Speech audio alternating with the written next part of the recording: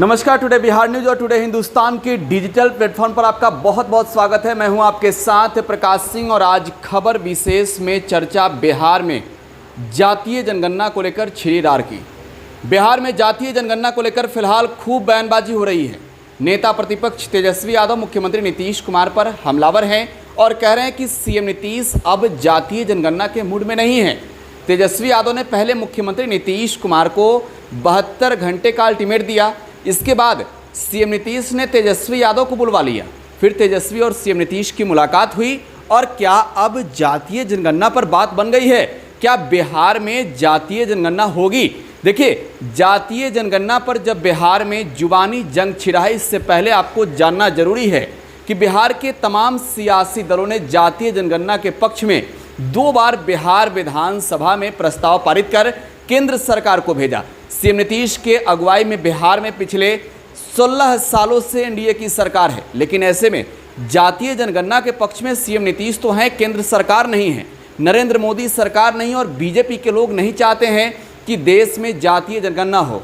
ऐसे में जब पहली बार सीएम नीतीश और तेजस्वी प्रधानमंत्री नरेंद्र मोदी से जातीय जनगणना को लेकर मिलने गए थे, तब सीएम नीतीश कुमार ने कहा कि अगर केंद्र जातीय जनगणना नहीं कराती है तो हम बिहार में जातीय जनगणना अपने खर्च पर कराएंगे।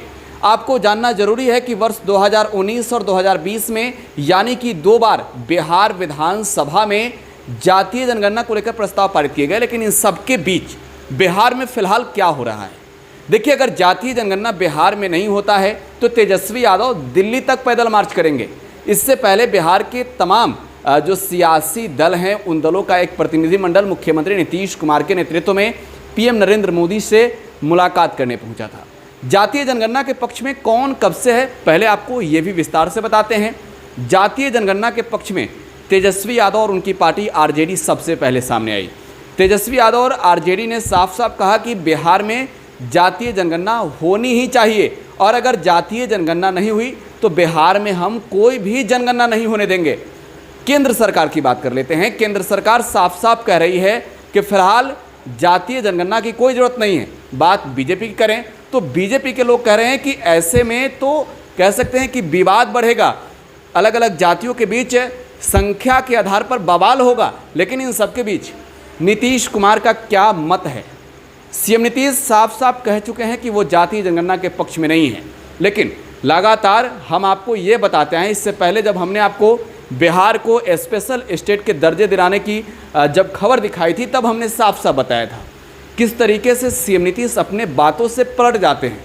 सीएम नीतीश जो जातीय जनगणना के मुद्दे पर अब तेजस्वी यादव के साथ खड़े हैं, आगे क्या करेंगे? सर्वदलीय बैठक की बात होती है।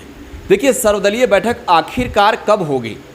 जेडीयू की ओर से, बीजेपी की ओर से तो साफ साफ कहा जाता रहा है कि जातीय जनगणना की कोई ज़रूरत नहीं है, लेकिन जनता दल यूनाइटेड की ओर से ये बहाना दिया जाता है कि फिलहाल कोरोना संक्रमण का दौर है और ऐसे में फिलहाल जातीय जनगणना को लेकर कोई भी बैठक आयोजित नहीं की जा रही है। तेजस्वी यादव कहते हैं कि अगर आपको जातीय जनगणना करानी है तो इस पर आप सर्वदलीय बैठक वर्चुअल माध्यम से भी कर सकते हैं और वर्चुअल माध्यम से तमाम बैठकें हो सकती है। कोरोना संक्रमण के दौर में तो फिर सर्वदलीय बैठक आखिरकार जातीय जनगणना पर क्यों नहीं हो सकती है? अब आपको जानना जरूरी है कि तेजस्वी यादव दिल्ली तक पैदल मार्च की बात क्यों कर रहे हैं। लालू प्रसाद यादव जो बिहार के पूर्व मुख्यमंत्री हैं और आरजेडी के सुप्रीमो हैं, जातीय जनगणना की जब बात होती है तो सबसे पहला नाम उनका आता है। लालू यादव जातीय जनगणना के पक्ष में शुरू से रहे हैं और जब तेजस्वी ने जातीय जनगणना को लेकर 2019 और 2020 में कह सकते हैं कि बिहार में जंग छेड़ा, तब एक बार फिर से तमाम सियासी दल तेजस्वी के इस फैसले पर साथ खड़े हो गए। जातीय जनगणना के पक्ष में कोई नहीं है तो बीजेपी है और बीजेपी को ये समझ में नहीं आ रहा है कि जातीय जनगणना अगर होगी तो कहीं ना कहीं फ़ायदे जो होंगे वो फ़ायदे तेजस्वी यादव को होंगे और जातीय जनगणना के पक्ष में जो लोग हैं वो उनके साथ है। लेकिन इन सबके बीच जब तेजस्वी सीएम नीतीश से मुलाकात करते हैं तो उन्हें एक पत्र देते हैं। क्या कुछ लिखता है, पहले वो देखिए। तेजस्वी यादव का एक पत्र आपको दिखा रहे हैं। सीएम नीतीश कुमार से उन्होंने मुलाकात कर ये पत्र सौंपा है और उन्होंने अपने पत्र में लिखा, माननीय मुख्यमंत्री जी, सदियों से वंचित गरीब एवं कमज़ोर वर्गों के उत्थान, अपेक्षित प्रगति और उन्हें समाज की मुख्य धारा में लाने के लिए लक्षित एवं सटीक कल्याणात्मक योजना बनाने, उनके लिए बजट में आवंटन एवं समावेशी विकास व संपन्नता के सामूहिक लक्ष्य को प्राप्त करने हेतु उन समुदायों तथा वर्गों की वास्तविक जनसंख्या की जानकारी प्राप्त करना देश हित में अति आवश्यक है। विदित हो कि हम विपक्षी सदस्यों के आग्रह पर आपसे सर्वदलीय बैठक में हुई विमर्श के आलोक में राज्य के सभी दलों के शीर्ष प्रतिनिधिमंडल ने विगत वर्ष माननीय प्रधानमंत्री श्री नरेंद्र मोदी जी से मिलकर देश में जातीय जनगणना कराने का आग्रह किया था।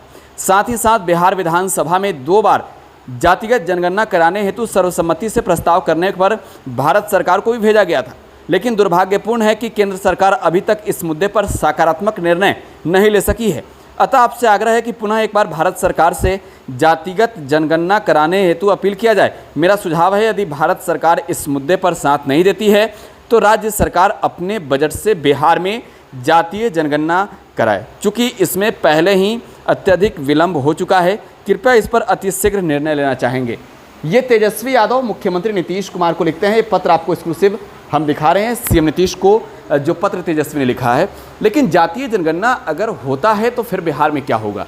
जिस तरीके से बीजेपी की ओर से कहा जा रहा है कि अलग अलग जातियां आपस में लड़ेगी, लेकिन तेजस्वी यादव और आरजेडी जो पक्ष रख रही है जातीय जनगणना के पक्ष में, वो करे कि जातीय जनगणना हम कराएंगे तब तो पता चलेगा कि इस जाति के कितने लोग हैं और उस जाति के अनुसार उन्हें उनकी हिस्सेदारी मिल रही है या नहीं मिल रही है, उनके विकास को लेकर क्या कुछ कार्य किए जा रहे हैं। फिलहाल जिस तरीके से बयानबाजी हो रही है बिहार में, ऐसा तो नहीं लग रहा है कि सीएम नीतीश और तेजस्वी एक साथ फिर आएंगे। देखना दिलचस्प होगा। फिलहाल आप टुडे बिहार न्यूज़ के साथ बने रहें। धन्यवाद।